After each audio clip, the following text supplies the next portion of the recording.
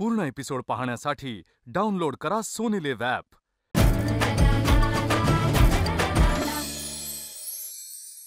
नमस्कार, मी मधुरा।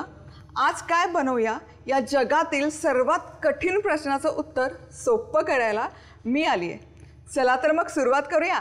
आज काय बनवूया? आज आपण 1 किलो रव्याचा उपमा परफेक्ट नाश्ता सेंटरला मिळतो तसा कसा बनवायचा ते बघतोय।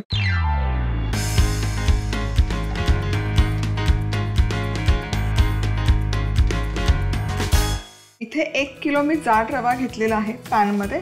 तर यामध्ये ना मी घालते 2 चमचे साजूक तूप। तुपावर भाजलेल्या रव्याची चव उपम्यामध्ये अफलातून उतरते, त्यामुळे शक्यतो रवा भाजताना तुपाचा वापर करा। आता हा रवा आहे ना एक फक्त 7 ते 8 मिनिटं हलकासा भाजून घेणार आहे। रंग वगैरे बदलायची अजिबात गरज नाही, हलकासा अगदी। गरम झाला की गॅस बंद करणार। आता इथे हा रवा मी आहे ना जेमतेम फक्त 7 मिनिटं भाजलेला आहे। तुम्ही बघू शकाल रंग वगैरे अजिबात बदलले नाही, हलकासा फक्त गरम करून घ्यायचा आपल्याला रवा। आता गॅस बंद करते आणि फोडणी घालते। आता हे उपीट बनवण्यासाठी इथे 100 ग्रॅम तेल मी गरम करून घेतलेलं आहे।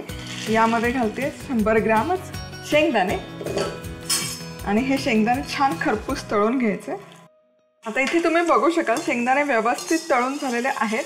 आता हे काढूयात, तेल निथळायचं आणि एका डिशमध्ये काढून घ्यायचं। आता याच कढईमध्ये फोडणी घालूयात। मोहरी घालायची सगळ्यात आधी। ही 4.5 लिटरची कढई मी इथे वापरते, त्यामध्ये 1 किलो रव्याचं उपीट व्यवस्थित बनवून तयार होतं। सो मोहरी मस्त तडतडलेली आहे। उपीट पोहे काहीही पदार्थ तुम्ही बनवा, त्याची मोहरी जर खमंग बसली तर तो पदार्थ देखील खमंग लागतो। मोहरी जर कच्ची राहिली तर ते दाताखाली कच्ची कच्ची त्याची चव येते। आता मोहरी छान तडतडली की यामध्ये घालायचं आहे जिरं। 5-5 ग्रॅम मोहरी आणि जिरं, त्यानंतर अर्धा चमचा हिंग, कढीपत्ता आणि पाव किलो बारीक चिरलेला कांदा।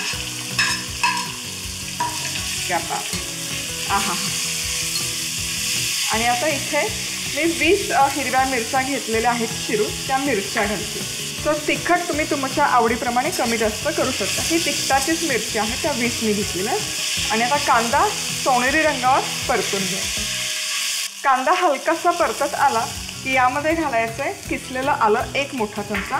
आलं घालणं अगदी गरजेचं आहे। आल्यामुळे ना ती जी परफेक्ट चव आहे ना नाश्ता सेंटरवर जे उपीट मिळतं तशी परफेक्ट चव येते, त्यामुळे आलं मिस अजिबात नका करू। तो कांदा इथे छानपैकी मी परतून घेतलेला आहे। आता या स्टेजला यामध्ये घालायचं आहे पाणी। मी कपच्या मेजरमेंटने मोजून घेतलेलं आहे। कपचं मेजरमेंट जर घेतलं तर 6 कप 1 किलोला रवा बसतो, तर मी इथे 12 कप पाणी घेते। आणि जर तुम्ही लिटरमध्ये घालणार असेल तर 2 लिटर इथे तुम्हाला पाण्याचा वापर करावा लागेल। तर यामध्ये घालूयात मीठ चवीपुरतं आणि साखर, आणि या पाण्याला आहे ना एक मस्त उकळी काढायची। आता उपीट बनवण्यासाठी इथे पाण्याला खूप छान उकळी आलेली आहे। आता मी गॅस बंद करते। गॅस बंद करून पुढची प्रोसेस करते। तुम्हाला जर चव टेस्ट करायची असेल तर या पाण्याची चव टेस्ट करून ते मीठ वगैरे तुम्ही ॲडजस्ट करू शकता। आता काय करणार आहे ना, आता हा पाणी गरम आहे आणि रवा देखील गरम आहे, तर मी 1-1 कप रवा सोडणार आहे इथे, म्हणजे मग तो आहे ना गुठळ्या होणार नाही। गॅस बंद जरी केलेला असला तरी त्याची हीट, कारण हा इंडक्शन आहे, ती सुरूच आहे। तुम्ही हवं तर मंद आचेवर गॅस ठेवू शकता, पण तुम्ही जर खूप असं गरम याच्यात जर हे सोडलं ना रवा, शिंतोडे हातावर उडतात आणि चटका बसतो। सो ते टाळण्यासाठी मी ही प्रोसेस करते, जेव्हा खूप क्वांटिटीमध्ये करायचं असतं तेव्हा। तर सगळा रवा मी घातलेला आहे। आता हा रवा आहे ना मिक्स करून घेऊयात। गॅस मंद आचेवर सुरू केला आणि इथे हे पाणी आहे ना पूर्ण पाणी या रव्यामध्ये ॲब्सॉर्ब झालेलं आहे आणि रवा खूप छान फुललेला आहे। क्या बात आहे। आता गॅस आहे ना, गॅस मी मंद आचेवर सुरू ठेवलेला आहे। रवा छान फुललेला आहे। तुम्हाला जर मोकळा उपमा हवा असेल ना तर 2 कप पाणी तुम्ही यामध्ये कमी घाला, पण उपीट जनरली मऊसूतच असतं कापसासारखं। आता हे असं स्प्रेड करते मी आणि याला आहे ना मस्त एक वाफ काढून घ्यायची। पोहे उपीट तुम्ही काहीही करा, नाश्त्याचे पदार्थ, त्याला वाफ काढली ना की त्याची चव येते। आता झाकण ठेवते आणि एक 7 ते 8 मिनिटं तरी मस्त अशी वाफ काढून घेऊया. मस्त असं दणकून आहे ना वाफ काढली आहे. वा, तुम्ही बघू शकाल. आता या स्टेजला यामध्ये घालूयात खूप सारी बारीक चिरलेली कोथिंबीर, मिक्स करूयात आणि हा आपला परफेक्ट नाश्ता सेंटरमध्ये मिळतं तसं उपीट बनवून तयार आहे. तुम्ही बघू शकाल रवा परफेक्ट फुललेला आहे. ही 4.5 लिटरची जी कढई आहे ती 1 किलोच्या मेजरमेंटसाठी परफेक्ट आहे. 4.5 लिटरची कढई असेल, कुकर असेल तर त्यामध्ये ना हे 1 किलोचं तुम्ही काहीही करा, चिकन करा, भाजी करा, करी करा, कुकर जरी असला तरी त्याच्यामध्ये तितकं प्रमाण किंवा क्वांटिटी परफेक्ट बसते. नाश्ता विशेष 1 किलो रव्याचं उपीट करण्यासाठी लागणारं साहित्य: 1 किलो जाड रवा, 2 चमचे साजूक तूप, 100 ग्रॅम तेल, 100 ग्रॅम कच्चे शेंगदाणे, 5 ग्रॅम मोहरी, 5 ग्रॅम जिरं, अर्धा चमचा हिंग, कढीपत्ता, 250 ग्रॅम बारीक चिरलेला कांदा, 20 हिरव्या मिरच्यांचे तुकडे, 1 मोठा चमचा किसलेलं आलं, 2 लिटर गरम पाणी, चवीनुसार मीठ, चवीनुसार साखर, बारीक चिरलेली कोथिंबीर. जाड रव्यात तूप घालून ते 7 ते 8 मिनिटं हे मिश्रण भाजून घ्यायचं. आता शेंगदाणे तेलात परतायचे आणि बाजूला काढायचे. आता मोहरी, जिऱ्याच्या फोडणीत हिंग, कढीपत्ता आणि कांदा, हिरव्या मिरच्या, आलं घालून परतायचं आणि यात पाणी, चवीप्रमाणे मीठ आणि साखर घालायची. आता पाण्याला उकळी काढायची आणि यात अशा पद्धतीने रवा घालायचा आणि व्यवस्थित मिसळून घेत हे मिश्रण वाफवून घ्यायचं. आता आवडीप्रमाणे कोथिंबीर घालायची आणि अशा पद्धतीने हे सर्व करायचं. झालं आपलं झटपट रव्याचं उपीट तयार. आज आपण अतिशय सोप्या पद्धतीने आणि तितकाच पौष्टिक रुचकर असा पालक पनीर पराठा कसा बनवायचा ते बघतोय.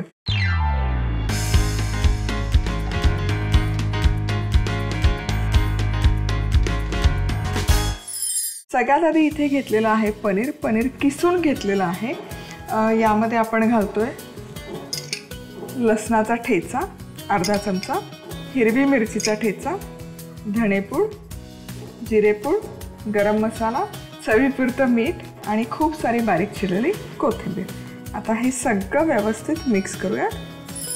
आता कणिक मळून घेऊयात. गव्हाचं पीठ घेतलं आहे 2 कप. यामध्ये घालूयात लसणाचा ठेचा, मिरचीचा ठेचा, हळद, लाल तिखट, जिरं, ओवा, धनेपूड, मीठ चवीपुरतं. हे सगळे सुके जिन्नस आधी व्यवस्थित मिक्स करायचे. आता हे पीठ व्यवस्थित मिक्स करून झालं की यामध्ये घालूयात 2 कप पालक बारीक चिरलेला. 2 कप इथे मी गव्हाचं पीठ घेतलेलं आहे तर 2 कपच इथे पालक वापरते. पालक आधी व्यवस्थित या पिठामध्ये कोट करून घेऊयात. आता यामध्ये थोडं थोडं पाणी घालून याचा दाटसर असा गोळा करून घेऊ. तुम्हाला हवं असेल तर तुम्ही पालकाची प्युरी करून वापरली तरी काही हरकत नाही. आणि इथे पराठ्याची कणिक व्यवस्थित मी मळून घेतली, तुम्ही बघू शकाल. आता काय करूयात, ते यातून उंडे तयार करून घेऊयात.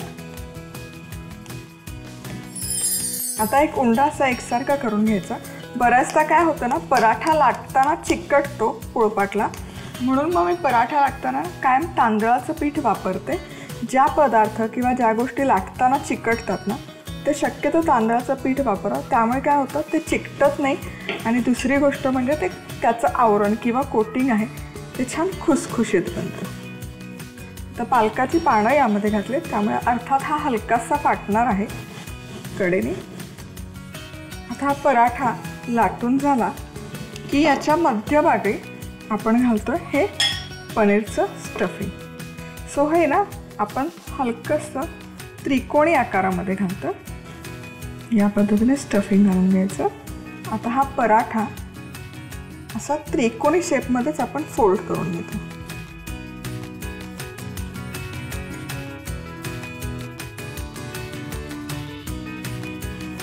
पुन्हा हलकंसं तांदळाचं पीठ लावूया.